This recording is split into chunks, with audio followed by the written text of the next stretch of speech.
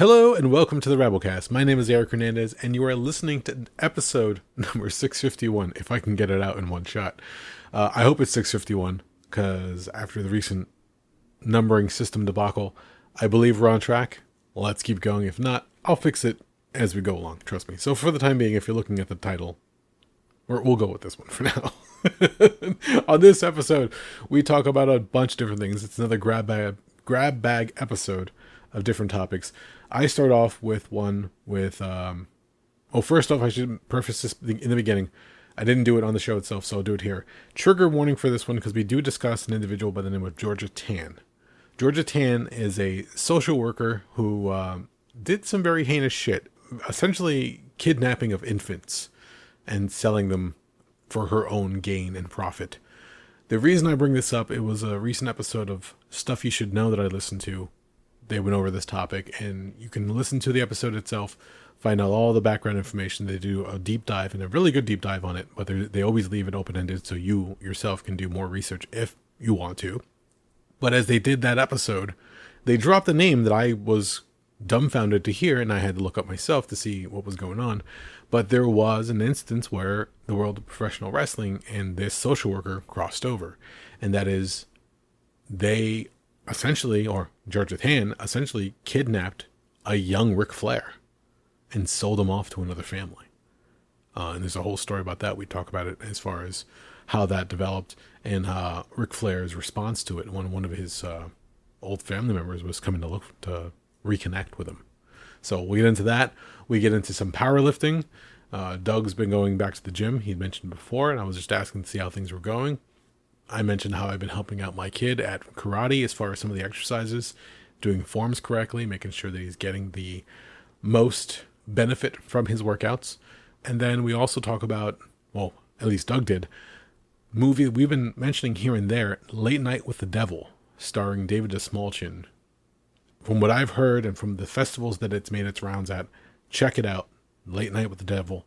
Really, really good film from what I've heard. It's a horror film, obviously. So if you're looking for something to watch, apparently it's on Shudder. I'm waiting to see if it comes to other platforms, and hopefully I'll be able to catch it, and I'll report back soon. But with all that being said, again, grab bag episode. A lot of different things, a lot of fun topics we get into and have fun with.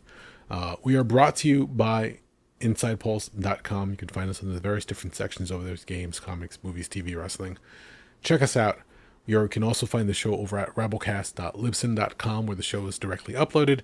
Check out our YouTube channel at Rabblecast. Follow our Rabblecast Facebook fan page.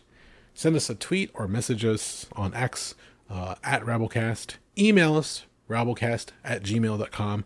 The show has always been available on Apple Podcasts, but recently it's now been added to Spotify. So if you want to take us on the go, especially if you have a non-Apple phone, now you have another option. Check us out on all the usual places, all the different links, including Spotify. And, all right, well, I've made this a very long intro at this point, so without any further delay, let's get into it. Enjoy the show.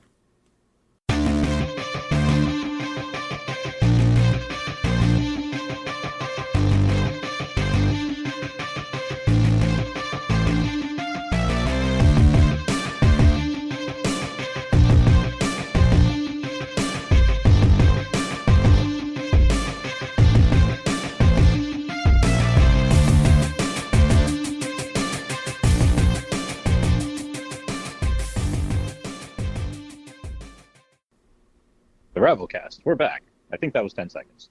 Yes, it was, and we are here to remind you, never forget your right to arm bears. Right, and all points in between. It was one of those things. I was driving home the other day, and I just saw a random bumper sticker that says, "We support your right to arm bears." I'm like, wait, did I read that right? And I looked down, and it was like quasi, like Grateful Dead bears holding firearms. I'm like, oh, okay, yeah, that makes sense. I was hoping it was bears in terms of large, hairy gay men. Oh, that could be possible, too. Yeah, why not? Yeah, what the fuck? They need weapons, too. Exactly. Yeah. They got to defend their, what do they call them, cubs? I don't remember the term. I mean, if you have a large gay bear, what's the skinny, hairless guy? Are they cubs or are they something else? Oh, a skinny, little hairless gay guy is. I think that would be more like a twink. Is it? Okay, I wasn't entirely sure. Yeah, I think so. And there's also otters and wolves, but I don't know. Wolves, really? Yeah, I think those are like. I think a wolf is like a hairy dude who's like more on the lean side. Huh. Interesting. Okay. I'm learning new stuff today. Mm-hmm. Just like, I'll just jump into this little news bit real quick. What you got? I was listening to Stuff You Should Know. If anybody's never listened to the show, I know I've mentioned it a few times here. Stuff You Should Know is a podcast where they just pick random topics or subjects, and they'll do some deep dives. Every now and then they'll hit some historical, scientific, societal, and they also have things that are called short stuff, where they'll just take 13, 15 minutes, and they'll do like a quick, jump into something. Nothing crazy, but just like a little short episode, essentially, hence short stuff. But on one of their episodes recently, are you familiar with the individual by the name of Georgia Tann? Georgia Tann. Yes. I'm Georgia, not like the southern state Georgia. Tann, Tann. No, I am not familiar. Okay. Georgia Tann, for, historical purposes, is one fucked up individual. Okay. I'm going to read her Wikipedia entry here, just because it makes it easier real quick, for a frame of reference, for anybody who's not familiar with this lady. Beulah Georgia Tann was an American social worker and child trafficker who operated the Tennessee Children's Home Society, an unlicensed adoption agency in Memphis, Tennessee. Tann used the home as a front for her black market baby adoption scheme from the 1920s to 1950. Young children were kidnapped, then sold to wealthy families, abused, or in some instances, murdered. A state investigation into numerous instances of adoption fraud led to the closure of the institution in 1950. Tann died of cancer before the investigation made its findings public. Wowzers. Okay. So I should have said there was like a trigger warning in case anybody's listening who has kids, because I remember the episode for Stuff You Should Know did that very explicitly because they knew the subject material that they're going to be getting into was a little disturbing. We're not going to get into too much of Georgia Tann herself, just to say that yes, she would go around, especially mothers who had their kids recently, would go to the mothers and say that the baby had died at shortly after birth or during delivery. And then she would take that child and turn around and sell it. She also had a home for these kids. So as you can imagine, there was a bunch of orphans that she was trying to sell off, and a bunch of kids who didn't get picked up by families or weren't able to get moved, so to speak. After a while, they would just stay, and then she would not feed them, not give them medical assistance if they had something wrong with them or if they fell ill. So for all intents and purposes, she would just let them die. She treated them like inventory, essentially. She didn't treat them like human beings. It sounds like that, yeah. Yeah, I mentioned all this, and I'm doing a quick, brief overview. If you want to look more into Georgia Tann, like I said, the episode from Stuff You Should Know, it's a more recent one. They go into depth. They almost like about an hour talk about her history, how she pretty much had people on the inside as far as the town or the wherever she had the home set up. So like the mayor and other political individuals were kind of like in on it, and kind of I would imagine they were probably also making money off on the side as well. So there was a whole scheme going on. It's quite scary. It's quite frightening to think that, back before things were more readily documented, that it would be that easy for somebody just to take your kid. I can relay when our first son was born, I watched him like a hawk. And Really?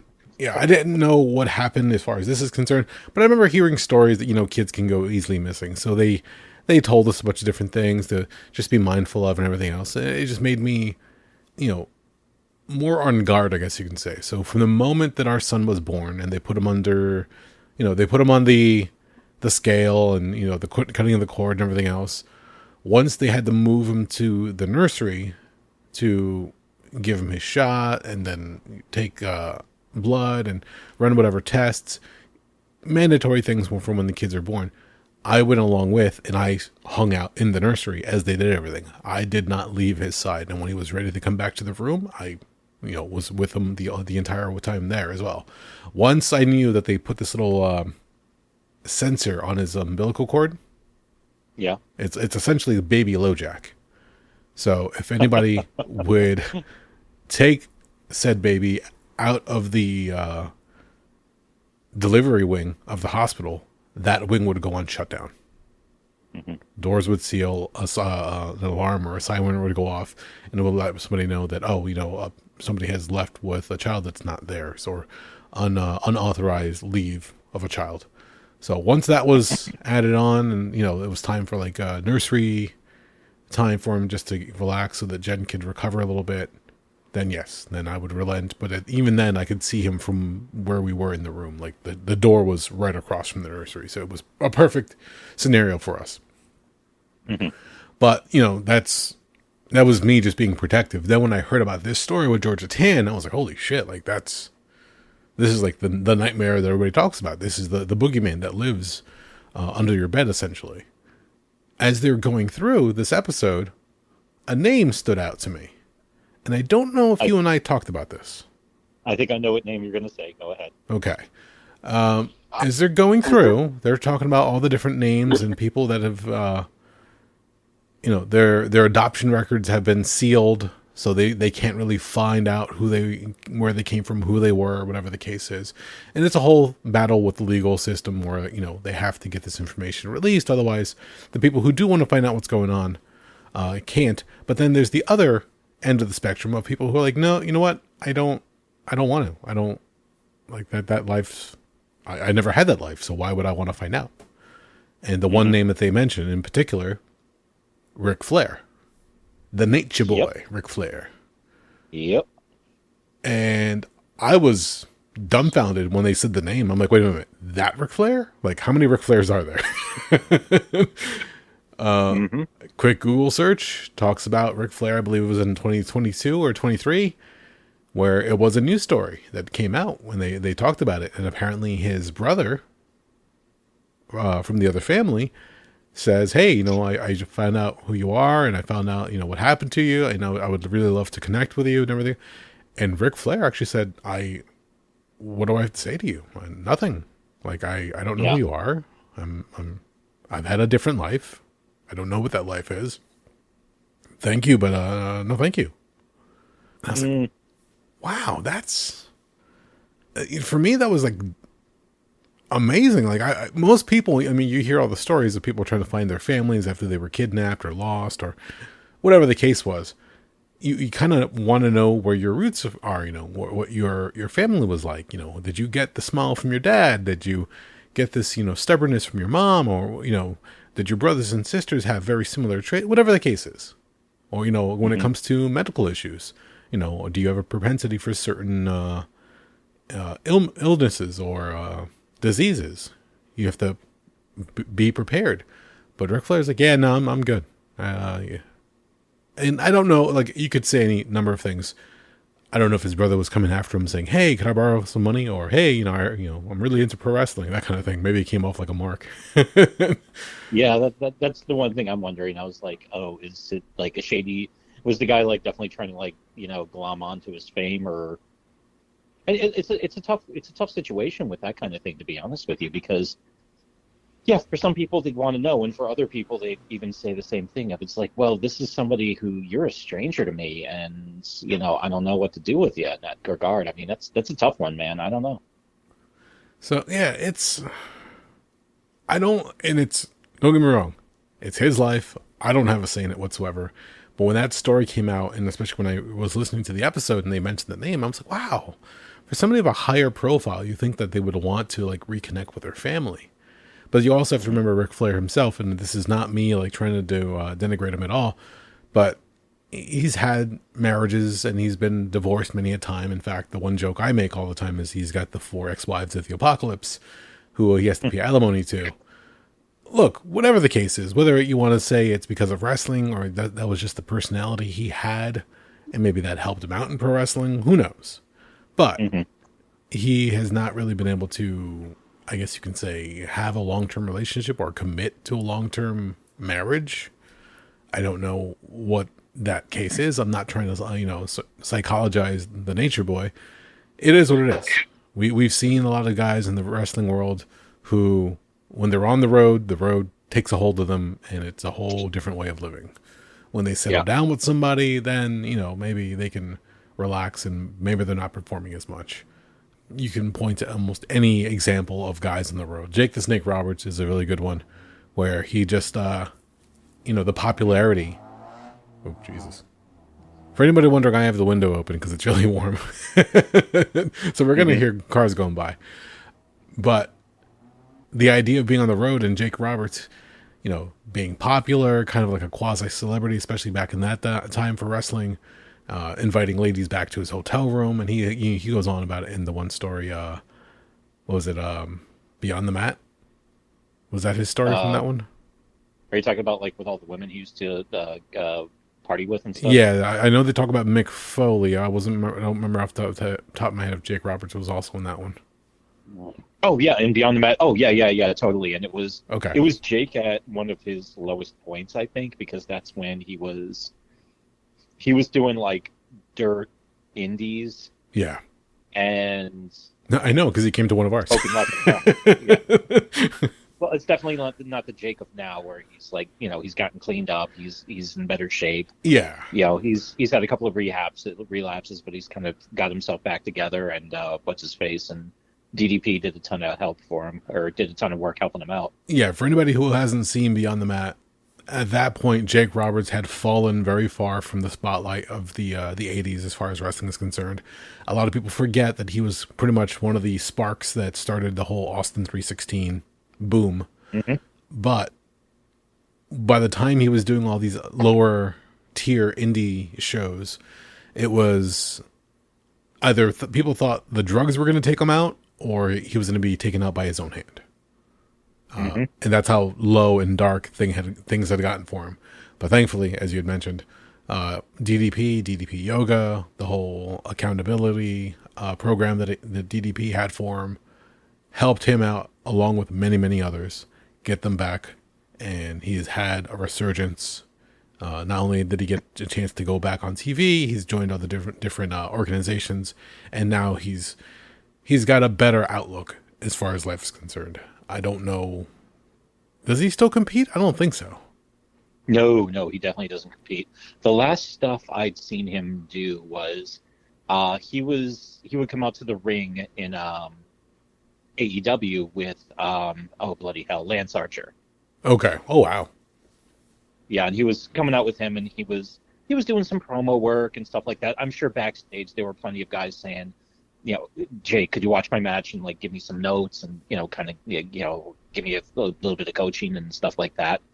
But yeah, definitely, I don't think he's actually had a match in. I don't even know. Okay. Yeah, I know. I think the last thing he did in the ring is for that one Raw. It was either like the old school Raw or the Raw 1000th show. I think it was the old school Raw from like 10 years ago or 11 years ago. He definitely laid out, I think it was Dean Ambrose with the DDT and then put the snake on him, because it was hilarious because, yeah, Dean Ambrose could not smile. You saw the guy laying on the mat selling the DDT, and you could see him like fucking, he was trying so hard to cut off his grin, but he was failing miserably. And I don't blame him, man. He's probably like, holy fuck, dude, like my childhood's coming to life. This is awesome. Yeah. You know what? Quick story for me as far as like being able to relate. We were at a show in Greenbrook, and the gentleman who portrayed Eugene on TV, Nick Dinsmore, was on one of our shows, and he was going to come out and he was going to do the whole Eugene character. And as they're setting up for the whole thing, I'm doing my match. That's the only thing. But I'd forgotten that I'd been around the company for a little bit now, where I can be used for some of the the big face spots and do like a big heel run-in. So at the end of the night, when they were doing the whole setup, at one point, the heels are taking over. They're beating up the baby faces, whatever the case is. And then Eugene comes out to save the day. And he's, hey, come on over here. We're trying to set up this spot. I'm like, oh, okay. So as everybody's going through what they're going to be doing, all of a sudden he goes, yeah, I'll run out and I'll hit you with a super kick. I'll hit you with a pedigree. And like all these different things are being tossed out. And I'm like, you're going to do what? And I will completely cop to the idea that, yes, when he said he was going to hit me with a pedigree, I'm like, I've never taken a pedigree. Oh, this is going to be fun. So just the thing over him stealing all the different moves, or rock bottom, or stunner, or whatever the case was. And then he says he's going to hit a pedigree on me. I'm like, yeah, sure. Let's go for it. This is dumb, silly stuff. Let's have a blast. So yeah, with Ambrose taking the snake and the DDT, I can see him having that little childhood moment. Like, I used to watch this on TV. So stuff like that's a lot of fun when you get a chance to live it through. Yeah. Going back to Ric Flair and the whole Georgia Tann thing, like, I really didn't. It caught me off guard. It came out of left field when his name was mentioned. When I looked it up, and they said that he really didn't want to have any interactions, or at least connection with his brother or his former family. I was like, I get it. Like, for as much as you hear all those stories that they want to have that family reunion or catch up on who their family was, I can see the flip of it, where he's like, you know what, I don't know these people, and I've had an entire life at this point. Maybe if he was younger, maybe if he was in his 20s and 30s, and that revelation came about. But then the other question is, when did he know that he was essentially kidnapped? When he was a baby. Mm-hmm. So that whole thing, like, imagine what he would have been. Probably not the Nature Boy, because who knows where else he would have ended up. But I don't know. Yeah, that's a good question. Yeah, what could have been different for that one, where there might not have been a Ric Flair? Yeah, like, how would the Four Horsemen still have been what they were if they didn't have a crucial key member? Mm-hmm. Stuff like that. Like, Ted Turner is one of his favorite wrestlers was Ric Flair. Think about all the big matches that we have. The Ric Flair leaving WCW to go over to WWE with the title belt at the time, and they're calling it the fake World Championship or whatever the case was. And that whole idea of him holding on to the belt, and the other company wanted it back, and he had to pay for it, whatever the case was. All the nonsense that was involved with that one. But mm-hmm. Still, like, I suggest to anybody, if they want to find out more, like I said, look up Georgia Tann, find out like the horrible shit she was able to pull off. And from the 20s to 1950, that's a long fucking time, like 25, 30 years of her just going out there and just lying, selling, and benefiting from all this. I know in society there are people who find ways to game the system in anything. They'll find loopholes, they'll find ways to take advantage of certain things, and they'll do it to their benefit. I mean, we saw it during the pandemic, where people were like buying toilet paper and selling it at a premium. Fucking savages. So it's not anything new, but the fact that she did it with human lives, especially human babies, fucking heartbreaking shit, man. Like, I don't remember the number that she was accused of, or reportedly had a involvement with, but she had a whole bunch of people helping her, and this whole thing. The one thing that did stand out to me was there was a story of whenever she went to the churches nearby, they would actually hide the kids, the better looking kids, I should say. They would hide them away from when Georgia Tann would visit, because she didn't want they didn't want to risk Georgia Tann taking notice of them and then somehow trying to manipulate or take them from the church. So it's just like, damn. Fuck, man, that's just terrifying shit. They knew. That's the fucked up part. Yeah. Oh yeah, that's exactly it. Like I said, they were like political individuals, the mayor and other people that knew what was going on, but they kind of turned a blind eye, especially when it came to campaign donations and other shit. So it's a dark moment in history, especially for this country. So, mm-hmm. But with all the other stuff going on, shit. I just figured I'd bring that up to anybody out there who wants something to look into. No lie, it kind of reminded me about when you were doing horrible events in history. I'm like, wow, that's a heinous fucking act that was done. So, but morbid curiosity got the better of me, and as I listened to the episode, I was like, man, that just, who else, whose families were torn apart, whose families were missing individual, little boy, a little girl, whatever the case was, and how those families played out differently. Because there's a bunch of other people now who are still looking for their their parents or their brothers and sisters. I remember Unsolved Mysteries back in the day with Robert Stack. I mean, that was one of the stories that would always come out, like, oh, this little girl knew that something was wrong, and then when she got older, she was able to reconnect with her family, and it was the journey of it. And then finally, at the end of the episode, update, and they would go through like their whole family reunion, and it's just like, how do you imagine being, siblings with somebody when you're supposed to be like 2 or 3 years old, whatever the case is, and then 30 years later pass, and you finally go back to that family, like, oh, I remember we used to live in such and such, because I didn't remember a damn thing. I was only 2 years old. Yep. Yeah. And it's the whole thing, like, oh, you look through photo albums and talk about things. I mean, nowadays you scroll through Facebook, but it's crazy to think that could still easily happen nowadays.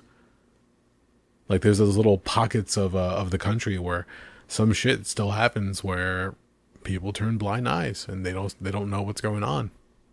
But I don't know. I did not have much more than that for this, but I was just like, I need to share this. and not in like a happy cheery way, but it was like a weird like way, like, what the fuck. But it's just another facet for the world of professional wrestling, especially for the Nature Boy, because I was like, okay, you can kind of see maybe where, again, if you want to draw lines, and I'm armchair psychology, draw some lines, connect some dots as far as how he acts present day, and how this kidnapping may have affected who he was, and how his childhood was different than what it would have been. So I remember, I think it was about 15 years ago, I remember somebody gave me a copy of Ric Flair's book, and I remember reading it, and he even opened it up, like, when he talked about like his childhood memories, finding out that he was adopted, or he was illegally, he was basically sold as a child. I was not adopted, but you know what I mean? Yeah. I wish I still had it, because I would totally just break it out and go check that out. But I definitely, that's one of the things that sticks out. Along with that, he trained under Vern Gagne with Ken Patera. Okay. And he once tried to shove his thumb through Eric Bischoff's eye. I'm sure there are many people. If only he'd just gone ahead and done it instead of threatening it. Yeah. Well, again, many people have probably dreamed of it. Few have gotten really close to it. So I can only imagine some people wanting to shoot on him when they were in the ring with him, or whenever he was doing promos in the ring. So yeah. But hey, that's the world of professional wrestling. Wacky world of professional wrestling. Absolutely. There was, I don't know if we ever talked about, we had to have. So a lot of the WWE legends that would come around to our old shows, and I'm talking about like Jim the Anvil Neidhart, the Iron Sheik, Nikolai Volkov, they would have to have somebody who would pick them up from the airport and then drive them to wherever town we were in at the time for the weekend. And this one guy, he was the handler for all these people. Like there was like some deal that was cut, I guess, with the promoter. So this one individual would be able to drive them around, chauffeur them around, whatever the case was. Put them up in hotels or keep them at his place, whatever it was, to make their stay over the weekend easier. But he would always take them around and be responsible for them, pretty much. Would help run the merch table and everything. I don't know how the arrangement worked out, but I remember the one time one of the promoters was so fed up with him because he was always running his mouth, especially when we were doing setup for the shows, where we were practicing before one of the shows. He decided he wanted to tell us how to, quote unquote, wrestle. I don't know what his background was. Supposedly he had some martial arts under his belt. whatever the case was. But I remember the promoter looked at me, pointed at the ring, and then gave me a hand signal where, he did a gun with his hand, and it was like moving his thumb, like bang, bang kind of thing. Mm-hmm. So he was telling me, get in the ring and shoot on this motherfucker. And I looked at him. I nodded, like, you sure? He looked at me, leaned in a little bit harder, and then did the hand motion again. I was like, okay. I rolled into the ring, and here he is trying to tell us how to wrestle. He turns around, he sees me. I'm squaring off at this point. Mm-hmm. And I was like, you want to show me? And he goes, well, I just thought, I'm like, and I started walking towards him. The guy dropped to the mat and rolled out. And the promoter was smiling and like cackling to himself.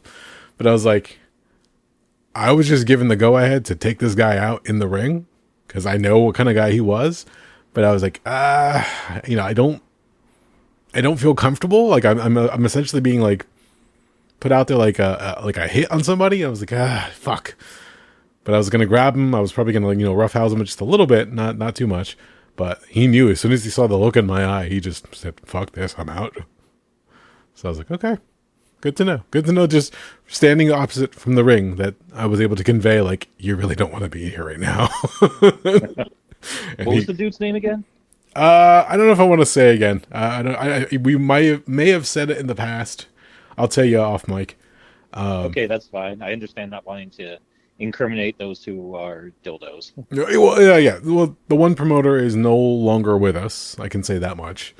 And the other individual, I believe he still takes all these different talent to like conventions or shows around the area.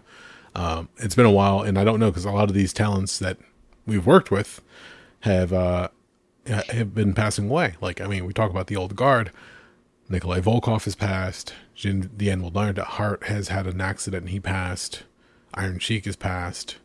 Yeah, a lot of these individuals are no longer with us, so I don't know just how robust his business is anymore, or if he's working with different talent. Because look, the world of professional wrestling is very small. The groups that you run in, essentially. So the old adage of careful how you treat people on the way up, because they'll be the same people that you pass on your way to the bottom. Yep. In pro wrestling, that is very much true. We've seen guys and girls that have shot through the ranks and made it to TV. So when they make it to, WWE, TNA, or now AEW, or other top independents, and then for whatever reason, creative runs out of ideas for them, or maybe they had an injury and they're no longer on television, and then they slowly trickle back down to the independents. And it's fun to see them because you get to catch up with them if you were in good, spirits with them. Then you could always say, hey, how's it going? And all this, you hear some stories, you have some fun times. But some of these people, when they are on their way down, especially if they were stepping on other people to get where they got to, they're very bitter when they get back to the independents, and they don't want to talk to anybody. They don't want to interact with anybody. Leave me alone. I'm not just here to do my match. I'm here just for my payday, whatever the case is. I've seen a few different situations like that. And you generally just steer clear of them. One of my favorite guys to hang out with in a locker room was Danny Doring. Really? Danny Doring from ACW, probably one of the coolest guys in the locker room. And I don't know if he wants me saying this because, he has a reputation to uphold as far as being a heel. But ring psychology, can put together really good matches, can put together a really funny comedy match if he had to. He made it easy. And I remember one time we were in Kenilworth in New Jersey, and one of the other guys was, he was young, but he was getting some advice.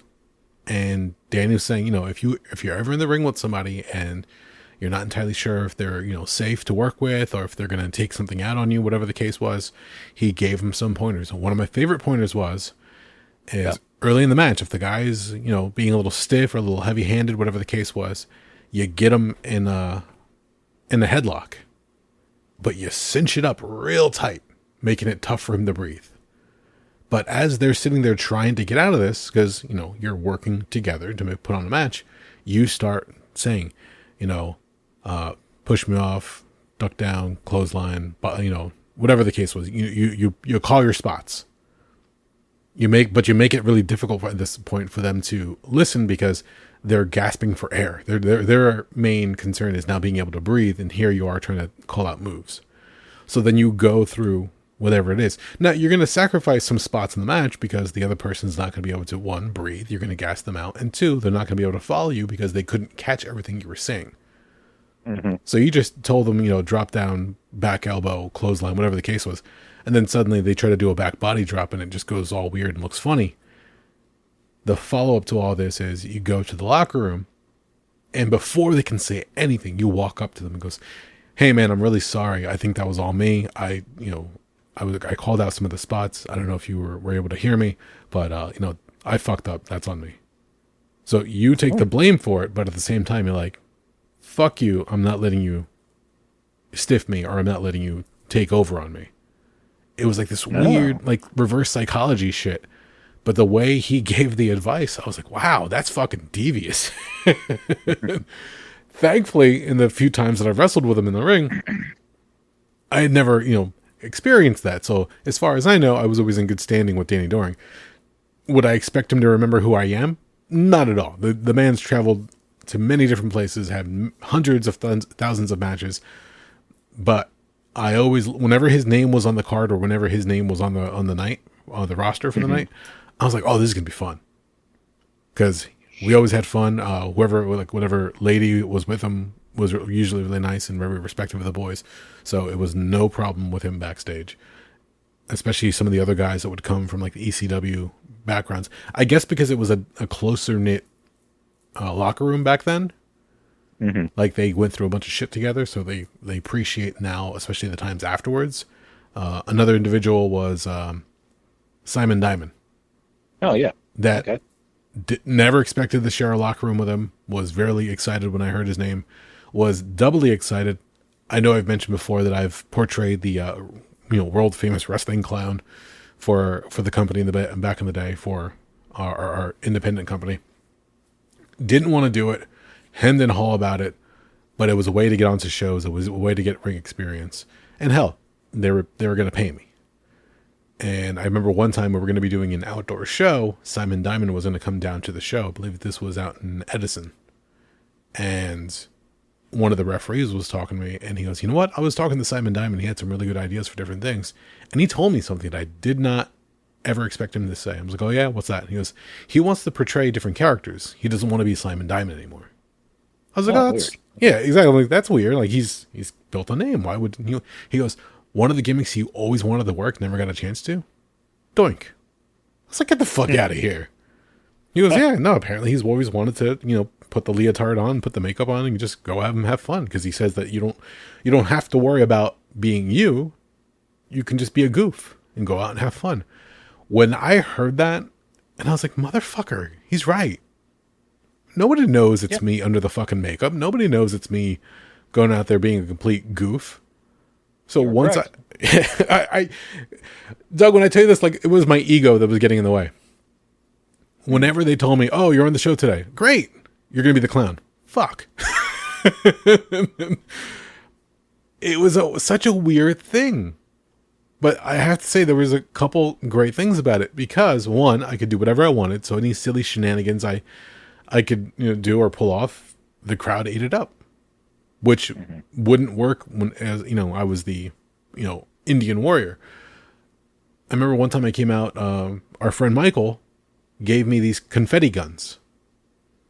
So when I came out for one of the entrances, when they're playing the big top music, and I came out and I popped off a few caps of confetti, and the crowd went, "Holy shit!" It's fucking like it was low tier pyro. But it made the crowd so excited, and I was like, "Oh, this is the dumbest thing in the world. This is fucking fantastic." Stuff like that worked. Like when you're doing wedgies, when you're doing silly things, when you're, working comedy angles. I was like, "Wow, this really fucking works." And I've had instances where I had to work as the clown and as myself later on the show. Note for anybody who's in the business, they don't pay you double time. if you're lucky enough to get on the card twice, you might probably get a slight bump in pay. Nothing else. But you go out there, do the whole thing. And I had to tell the promoter, I'm like, if you want the clown, it's got to be first because I'm going to sweat profusely and trying to get the makeup on afterwards.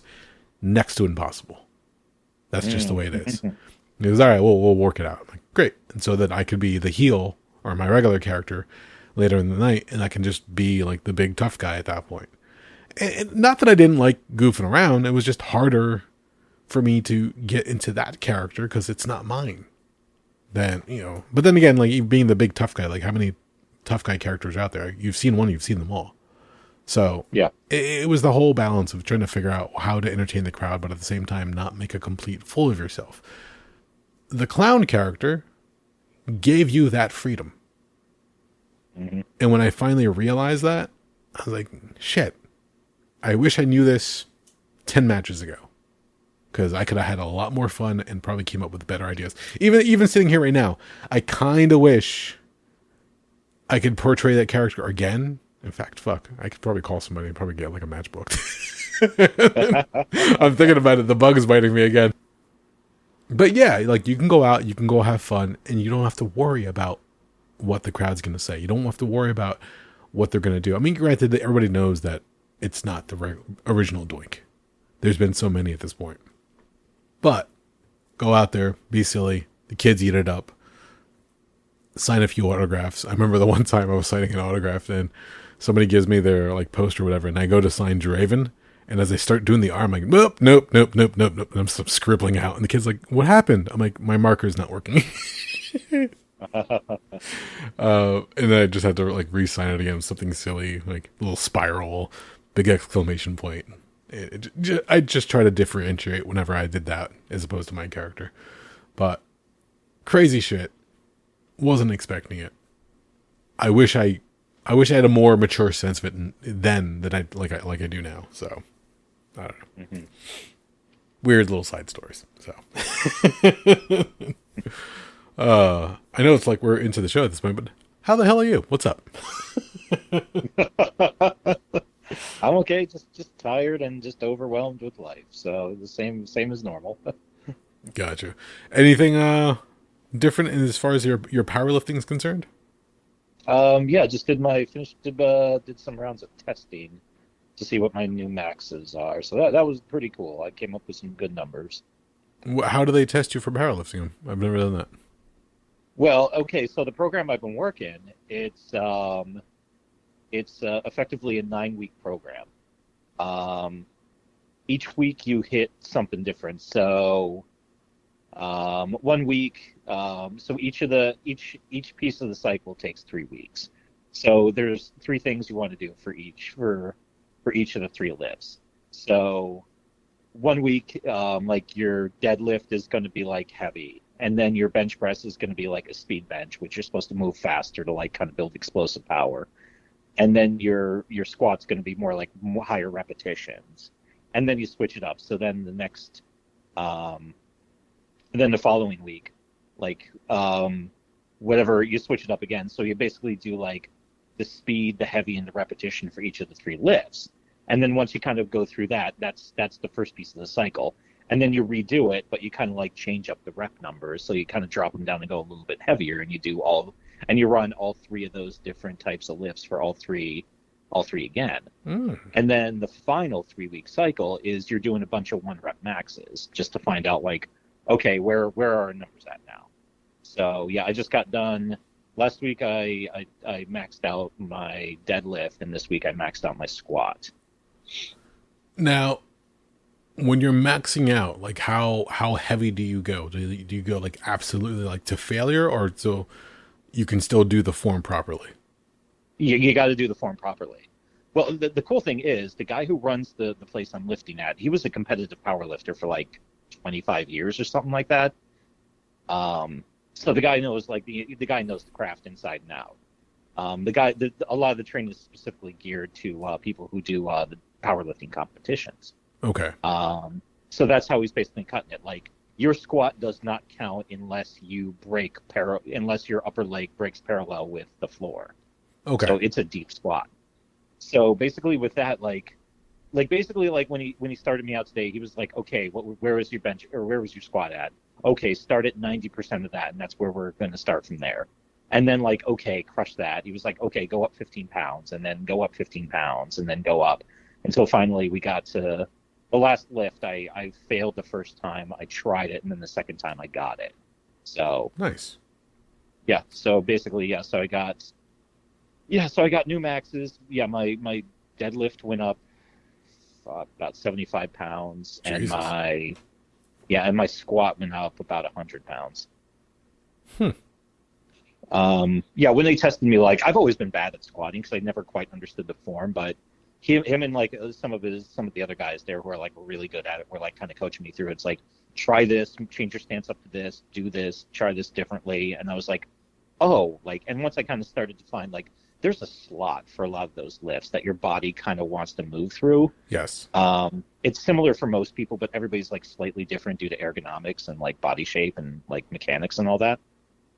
Now that I'm like starting to find my spots for everything, all of the lifts are starting to make a lot of sense. So Yeah, I remember you were telling me a while back, a few years ago, that you were having trouble with your squats, and I just found out recently. And this is like a weird thing. So I use Instagram mostly for like looking up stuff with art. pornography. What's that? Oh, I was going to say pornography. Well, the occasional titty does show up. No, I'll look up mostly workout, some nutrition stuff. So like protein shakes or stuff like that, different blends of different things, and artwork.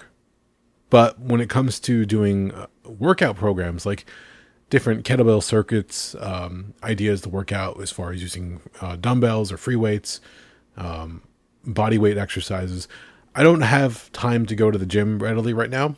I'm hoping I can find a way to schedule that out. But I've been trying to find different ways to just get a nice workout in at home, whether that is going out for a walk or if that's grabbing kettlebells or some free weights that I have here in the house.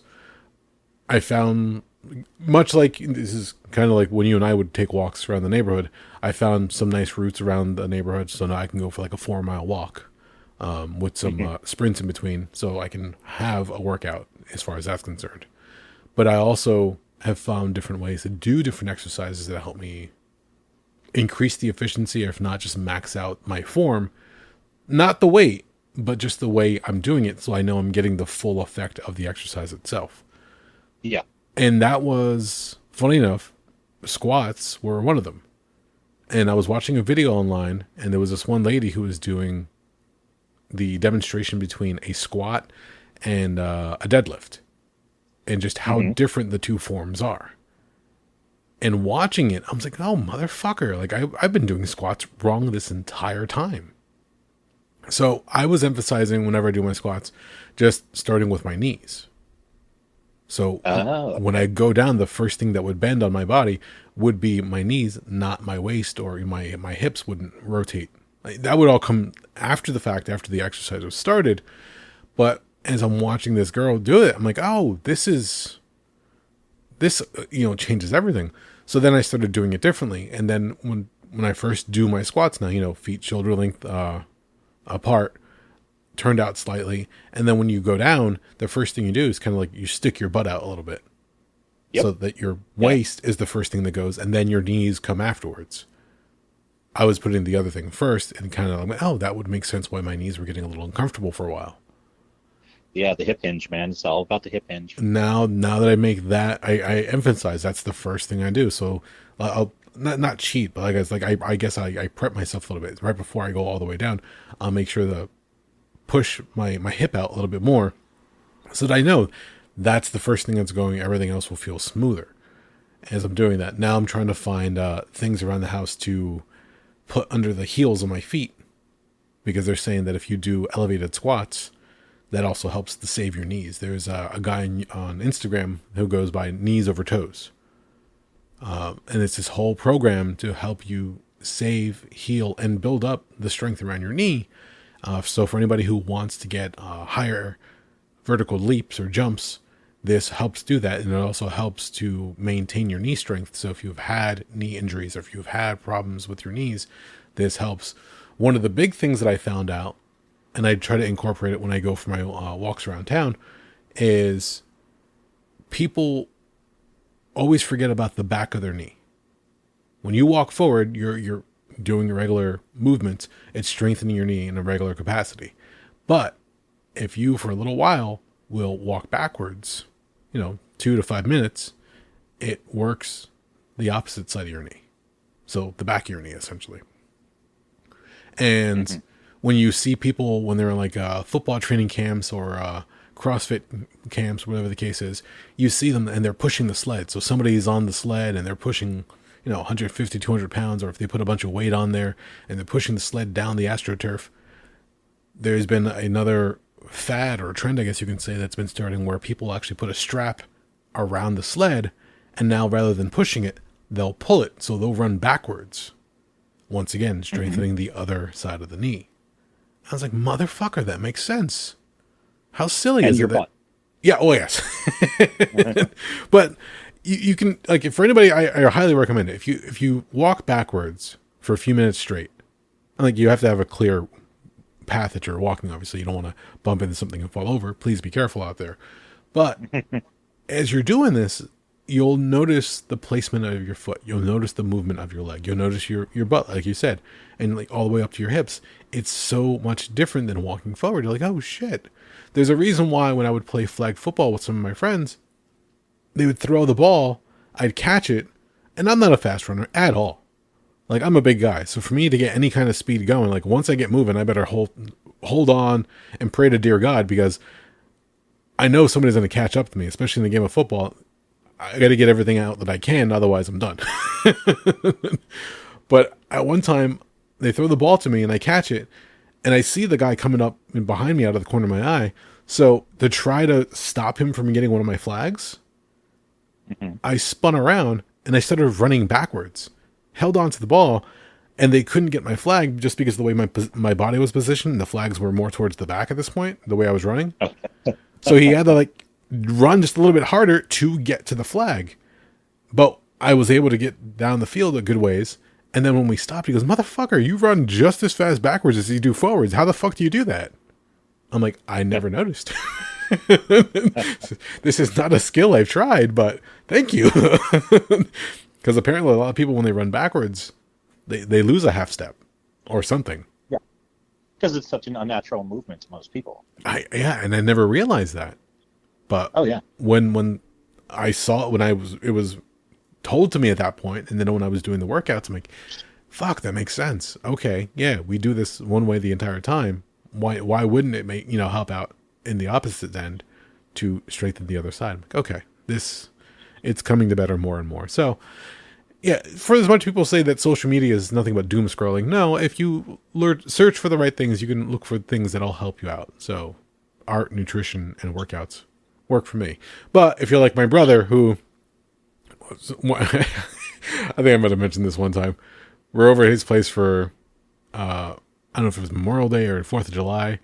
He was complaining. I was on Instagram and I clicked on this one page, and now I get nothing like these half nude models that are showing up on my page all the time. Like, yeah, really? One time? Like, I get the feeling you've been clicking on it a couple of times, buddy. You're just a little curious. Click on a girl in a bikini. Like, what's that? Ooh, oh shit. Kids are coming. So, but whatever the case is, whatever you look for, the algorithm will usually spit it back out to you. So workout videos, nice, pencil drawings or things that people do with our computer art. It really sucked when the whole AI art trend was going, because I was getting hit with a bunch of those left and right. But I think that's softened up a little bit, so it's not as much.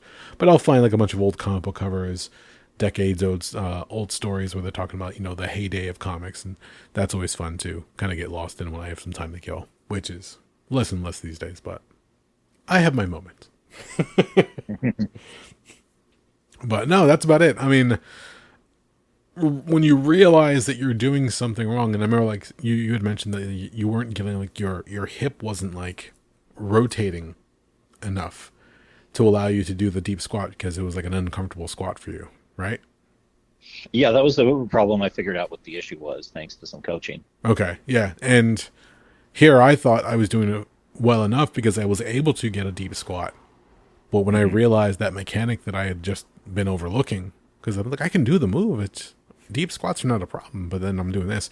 Funny enough, so our oldest is doing karate, and when they do warm-ups at the beginning of class, I took him last Friday, and I was mortified.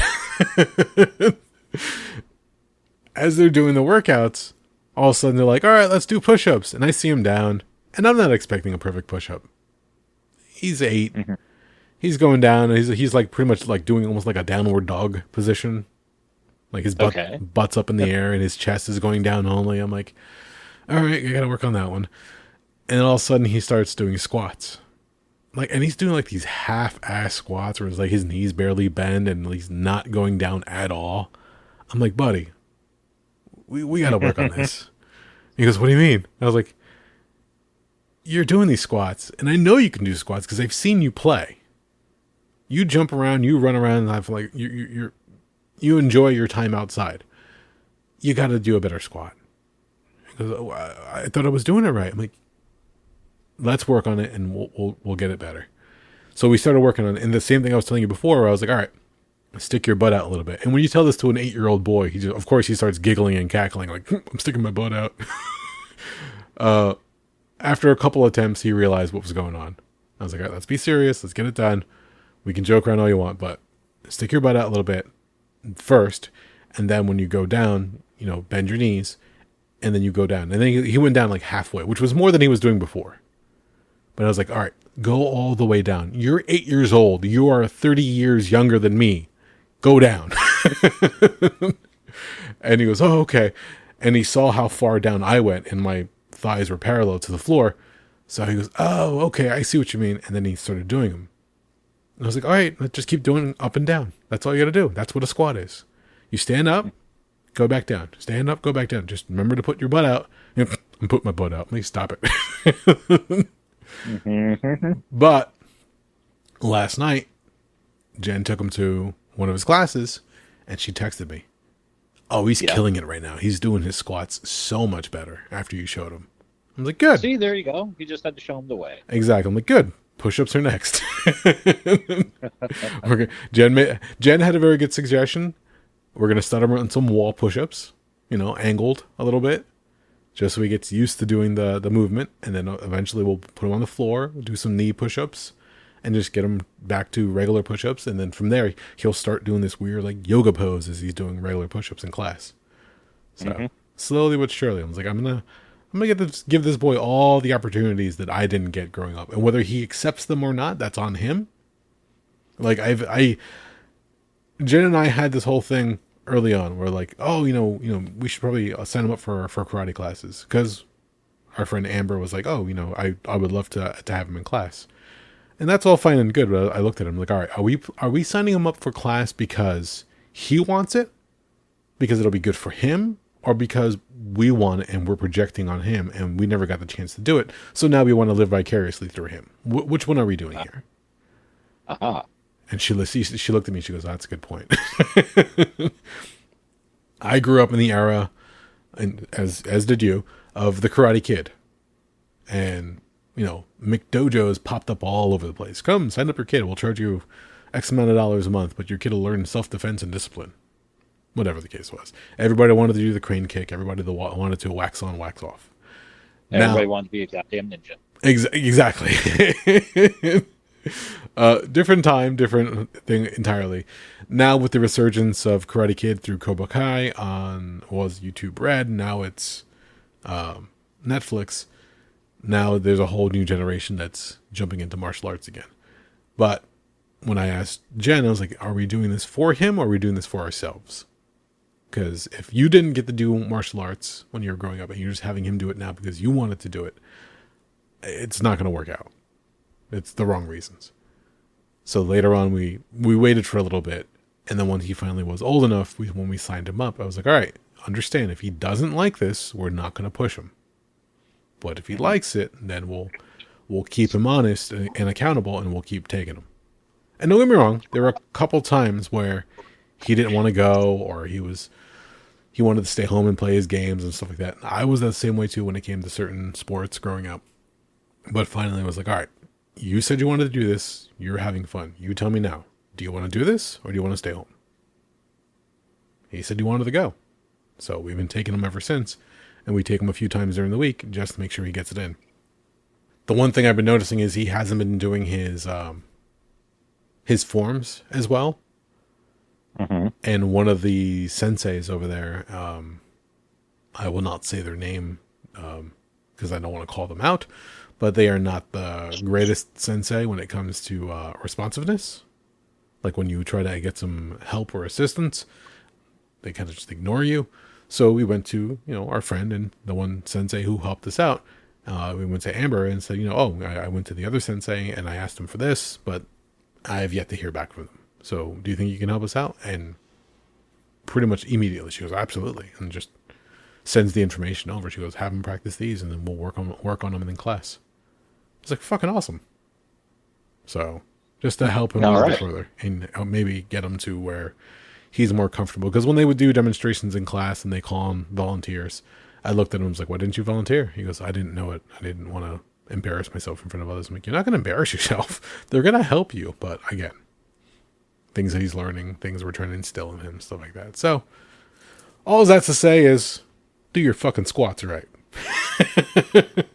Yeah. Yeah, it makes me wonder, like, what my quote-unquote max would be. It's been a while since I've, like, maxed out anything. I think it was, like, in high school the last time I did any kind of max. When we used to do fundraisers for the football program, they would do the bench test, and they would get everybody, sponsor you for however many pounds that you can lift, $1 or whatever the case was. They would have you go out there. But I would also remember the coach would say, oh, you said you could put down 200 pounds for your max? Let's push it to 250. Like, what the fuck? All in the hopes that you would get more money for the program, obviously. But I remember, like, I probably put like 225, 250 at the time. And all of a sudden, they're like throwing more weight on. I'm like, what the fuck's going on? Like, don't worry about it. We're going to help you with it. I'm like, okay. So as you're doing like your one rep, everybody's like grabbing the bar, just like helping you put it back up on the rack. And I'm like, I don't know if that was a legit rep, but okay, sure, why not? It's whatever they could to get money squeezed out of other people. So good shit. All right. Any plans for the weekend? No. Nothing at all? Nothing exciting? Dude, I've been so tired and overwhelmed with so much shit lately that I'm just like, I just want to do as little as fucking possible. Like, I'm just, like, last weekend I was just so overwhelmed with everything. I was just like, I can't fucking hack it. I slept most of the weekend. I wish that was something I could do nowadays. Well, it's the luxury of being single and unmarried with no kids. So yeah, fair enough. Single and unmarried, that's redundant. It was one of the jokes I have with our friend Dan, who comes over all the time. Whenever he sees the kids running around, or if the kids, make a mess in the living room, and as we're cleaning them up and getting everything put away and getting the kids to bed, I look at him and I'm like, "Don't have kids, man. Don't have kids." And he laughs just because he sees what we go through, both Jen and myself. But it's funny because you're just like, oh, we chose this. This is what we want. So this is our lot in life right now. It's nothing to complain about. It's just enjoy it for the time being because, like anything, time moves on. Things go so fast. Like, I tell you right now that our oldest is 8 years old. I don't even remember like the years in between, to be honest, as far as him getting older. I just remember him being so small, and now he's a fucking big ass kid and he's running around causing chaos. I'm like, fuck, where did that time go? Shit. But is what it is. I did watch that new movie Late Night with the Devil the other day. Oh no shit. Was it on Shudder now? Yeah, it's streaming on Shudder. It just came out like I think a week or so ago. I watched it on Monday. Okay. It's very good. Is it? Yeah, it's an excellent good time. Are you aware of the premise? Okay, if I remember correctly, Dastmalchian, who's the main talk show host character, they're gonna have like a guest on, I guess, like a talk with the devil. They hype it up as, and I guess the one person is possessed. Mm-hmm. And as the night progresses through, you kind of get like a behind the scenes look as they're trying to figure things out, and ratings are important. And whatever the show's concerned. But then as the show goes on, like the possessed person, I guess they were kind of like playing it as a goof at one point, but it does actually start to play out like the person is actually possessed. Mm-hmm. Am I too far off, or? You're pretty close. Okay.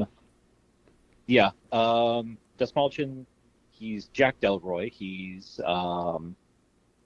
host of Night Owls, which is a direct competition to Johnny Carson's Tonight Show. They're trying to overtake Johnny Carson, but can't do it. Okay. The interesting part, and they give this away right in the premise, like in the first few minutes of the film. Dastmalchian's character attends events at. Do you know what the Grove is? Is this where all the like presidential and like powerful people get together to burn an effigy to Moloch the owl god? Yep. Okay. Yep, that's part of it too, because that character. Yeah, that they even say it's like, oh yeah, he would go there with other politicians and famous people and heads of and captains of industry. Boy. So, after a few years on the show, he's not overtaken Carson. His wife dies of cancer, and when he returns to the show, he starts doing more and more outlandish stunts on air, trying to get attention and just trying to like get everything, trying to like basically make his mark on the ratings. And then they say, okay, Halloween night 1977, in addition to having a mind reader or like somebody who can communicate with the dead, I'm also going to have this lady who's a friend of mine who specializes in parapsychology. She's going to bring on this little girl who was a survivor of a satanic cult's mass suicide. And we're going to see if we can communicate with demons or the devil. And everything gets out of control from there real fucking quick. But holy shit, is it good. Now, was there like a twist ending to this? Yes and no. It wasn't like an M. Night Shyamalan twist. Okay, it wasn't fair anything. It wasn't like that. But yeah, there were a couple of twists and turns along the way, but nothing too out of control. Okay, if you know what I mean.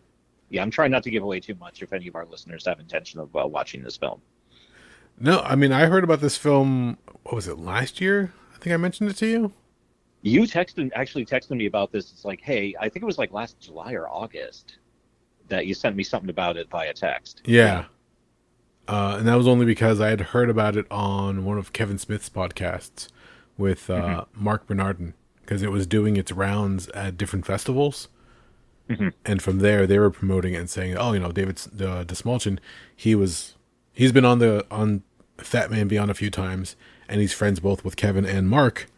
And once he had an opportunity to be the main character in a movie, they're like, oh, he's finally working his way up, because he's always a side character. He was always a tertiary character, whatever the case was. He has a very distinct face. When you see him, you remember him. Again, in Dark Knight, when you see him, he's Joker's one goon that Harvey Dent takes and is trying to force information out of him by flipping the coin and scaring him, thinking that he's going to blow his brains out. So you see him there, like, oh, he's got this look, this face. I'm trying to remember some other movies he was in that where he was like silent. But if you see him in the background, you can pick him out very easily. Then he was in the Ant-Man movies. He was part of the Wombats, the little security team with Michael Pena. He was like a Russian hacker. He always talk about the Baba Yaga. A few other ones. And then what was it? The Last Voyage of the Demeter. He was also in that movie. Yes. Which I have yet to see.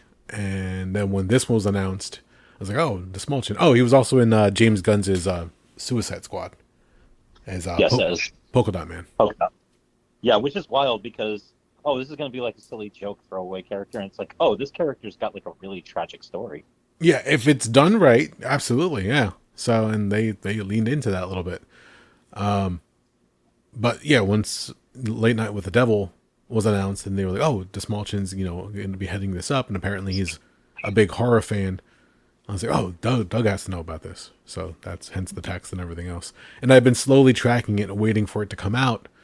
I don't know if it was in theaters anywhere around here. If it was, I missed it. There was, I looked it up out of curiosity. there was one theater in New Brunswick that was running it. There's one out in that neck of the woods that does like kind of like artsy, not so much arty, but like off the beaten path films. And there was one up in the Poconos that also ran it too. Okay. I have to search a little harder next time.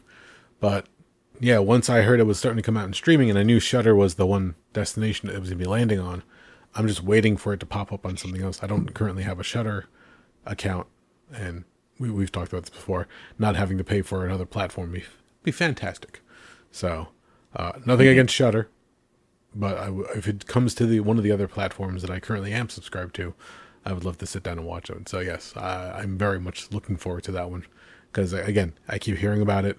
I think the only place I read something where they were trying to downplay it or say it wasn't great was I want to say it was IGN, but I've come to notice that whoever does the movie reviews on IGN, whoever they pick to do the reviews, they're picking the wrong people. And there's a difference between being objective and non-objective, but it seems like when there's a horror movie, they pick a non-horror movie fan. When there's an action movie, they pick like a non-action movie fan. So you're getting these horribly skewed reviews that just make no sense whatsoever. But when you go back and like, oh, okay. So whenever IGN says that something's bad, I'm like, it's got to be good. It has to be good because 9 times out of 10, their reviews suck. And it's nothing against IGN. It's just that whoever you're picking, do a better process in picking your reviewers because some people just don't want to do it. Like if you have in the world of video games, I remember back in the day reading pick whatever Electronic Gaming Monthly or whatever video game magazine back in the day. They would pick people who would, be into sports games or into role-playing games or shooters, and they can give their ideas because they know the genre, they love the genre. They can tell you, these are the things that I loved about it. These are the things that could have been better. Here's my score. Yeah. That's not really done nowadays. They're like, David, you got the action movie. Lisa, you got horror movies. Oh, but I hate horror movies. Shut up and do the job. It's stuff like that. Like they're not careful on who they're selecting for these tasks. So, and I feel like it does them no favors because when you read the comments, just about everybody has the same idea. Oh, IGN says it sucks. It's got to be good. Or IGN thinks it's not worth watching. Go watch it. It's definitely worth watching at that point. Just to prove like them. When you have the smarmiest smart mark wrestling fan, yeah, they're like, this match was okay. Okay, this match was probably pretty good. Then I should go check it out. I just had one of the previous episodes that went up recently was I was talking about watching Ghostbusters: Frozen Empire, and there was a comment on the video on YouTube. I forget to sometimes go over and manage the comments because every now and then something will get held for review and it takes me to go over and say, yes, let that go. Or I don't want that. Because you'll get weird scam posts every now and then. Like, oh, I can help you find ways to make money. I'm like, well, why are we talking about investment on an episode about wrestling? Weird shit like that. So I'll have to weed them out. But this one, fan, I don't know if it's legit, but they are a Ghostbuster fan, and they essentially just said everything they don't like about it. Like, oh, it was convoluted. The storyline was too mashed up with a bunch of different characters. It didn't really make sense. Ivan Reitman's son, Jason Reitman, just he and the other guys shouldn't be writing the movies. They're good directors, but somebody else should be handling the task of making these films. And I'm like, all right, you're making all good points, and these are your opinion. This is your opinion based on all the different points you're making. But at the same time, I'm like, nobody's telling you to like the film or not. When I gave my thoughts on the film, I said I liked it. I thought it was a great film. I felt like I was watching an episode of the real Ghostbusters cartoon. So based off of that, it was fun. Did it recapture the first 2 films? I mean, that's everyone's mileage is going to vary. Yeah. So, I mean, I've heard people like it. I've heard people don't like it. Just to have a continuation of it, I'm grateful for, because we get a chance to go back to that universe again, even if it's with newer characters. But I read the whole thing, and I was like, I don't know if people would expect me to delete this comment or what, but it was already approved. It already went up there. There was nothing that I had to flag or manage. But I was like, you know what? I'm gonna let it stand. I even like give it a quick like. I was like, all right, dude, this is your opinion. These are your comments. This is what I want. Like, if you're gonna present your thoughts and ideas, great. I hope somebody else will come along and say whether they agree or don't agree with you. But I don't like the people who try to make comments because they want to try to like tear down your thoughts. If you're going to have a debate about it, an open debate about it, great. But if somebody's going to come along and say, you're stupid, you like this movie? I can't believe you're a moron. Like, stuff like that. Like, no thanks. But like I said, their comment was their own opinion. And they just pointed out all the different things without attacking anybody else. And I was like, okay, great. Like this, I can see where you're coming from. I can see where you might have these ideas and your thoughts, but I enjoy it because I'm grateful for the film that we got. Could it be better? Absolutely. I always think that something could be better. I mean, wait until The Crow comes out. We'll be having the same discussion again. Yeah, that'll be an interesting one. Yeah. Yeah, exactly. But for the time being, it was fun, but I was grateful to see that somebody had some thoughts and weren't trying to scam somebody. So I'll take it for what it's worth. No, I gotta make some time to sit down and watch Late Night with the Devil. Hopefully I'll have a free night and see what I can come up with, and I'll report back to you and see what happens, because much like Kevin Smith and Mark Bernardin and a lot of fans out there, I'm happy to see David Dastmalchian coming into his own. I hope we see more films for him where he's not just the side character.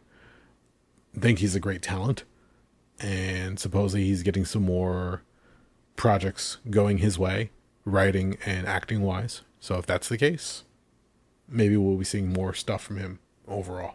So we'll see what happens. Well, let's hope so. I mean, like, I appreciate the fact that the guy was working at it for so long, and he's finally coming into his own. And he's almost, I think he's in his late 40s. He's close to 50 already, I think. Yeah, he's been around. Yeah, it's wild thinking, going back. It's like, oh yeah, he was just that weird looking dude in Dark Knight, and that was 16 years ago in 2008. Well, they say the whole thing of, an overnight sensation. Yeah, an overnight sensation, 20 years in the making. Well, yeah, that's always the gag. It's like, oh, what was your secret? You shot to the top. It's like, no, I've been working on this for fucking decades. Fuck you.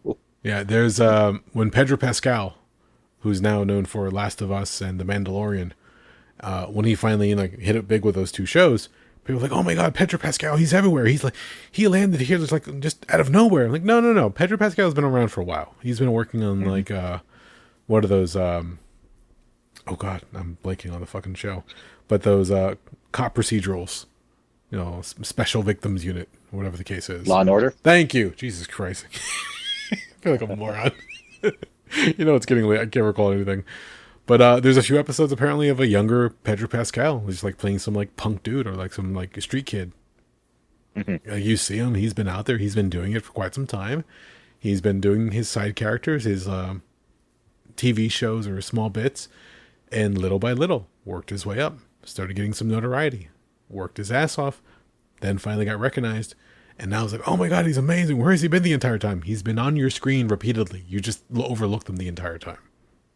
Now he's getting his notoriety. Now he's getting his I don't want to say his 15 minutes, because he's been working for quite some time, and I hope that he continues to work. I just feel bad for anybody who's going into season 2 of Last of Us and expecting Pedro Pascal the entire season. That's a different story. We'll cross that bridge when we get to it. But for the time being, no, I mean, it's good stuff. So as far as Dastmalchian and his many roles, good on him. And I just want to see more from him. So it kind of like wrestling. Once you see certain crop of actors and performers, you kind of wait for the new class to come through. Mm-hmm. And as you said, Dastmalchian's in his later years. At this point, his 40s, getting into his 50s, but hopefully he'll be around for quite some time, along with some of the newer faces you get to see, and we'll have better movies and stories and everything else being told to us. So gotta wait and see. But cool. I do think we've hit our mark, sir. How do you feel? Tired and I have to pee. Okay, let's wrap this up then. If you made it this far, thank you for listening. My name is Eric Hernandez. And I'm Doug. And we are the Rabblecast.